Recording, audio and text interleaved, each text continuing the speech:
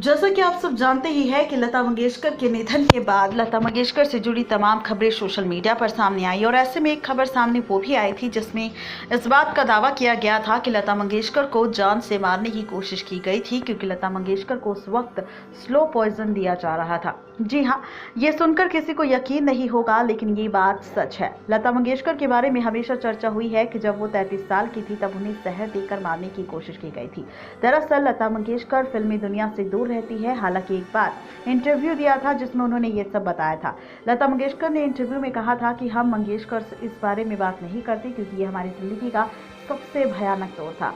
साल 1963 में लता मंगेशकर को काफी कमजोरी महसूस होने लगी। 3 महीने तक वो बेड पर रही। हालत इतनी ज्यादा खराब थी कि वो अपने पैरों पर चल भी नहीं सकती थी। इसके बाद लता मंगेशकर का लंबा इलाज चला। उनसे पूछा गया कि क्या डॉक्टर्स ने आखिर क्या कहा, वो कभी नहीं गा पाएंगी।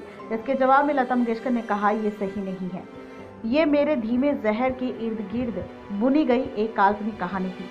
डॉक्टर ने मुझे नहीं कहा था कि मैं कभी नहीं गा पाऊंगी। मुझे ठीक करने वाले हमारे पारिवारिक डॉक्टर आरपी कपूर ने तो मुझे ये तक कह दिया था कि वो ठीक करके रहेंगे, लेकिन मैं साफ कर देना चाहती हूँ कि पिछले कुछ सालों से ये गलतफहमी हुई है। मैंने अपनी आवाज़ नहीं खोई थी।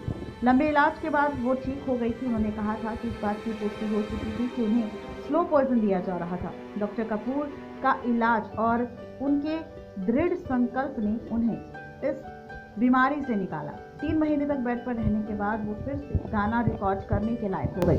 लता मंगेशकर की मां ने तो रिकवरी के बाद उन्होंने काफी सारे गाने गाए थे और इसी के साथ यहाँ पर वो दिन रात अपने आप को काम में व्यस्त रखती थी और यहाँ पर उनके लिए सोना मुश्किल हो गया था। लेकिन उनकी बीमारी के दौरान वो हर दिन आते थे।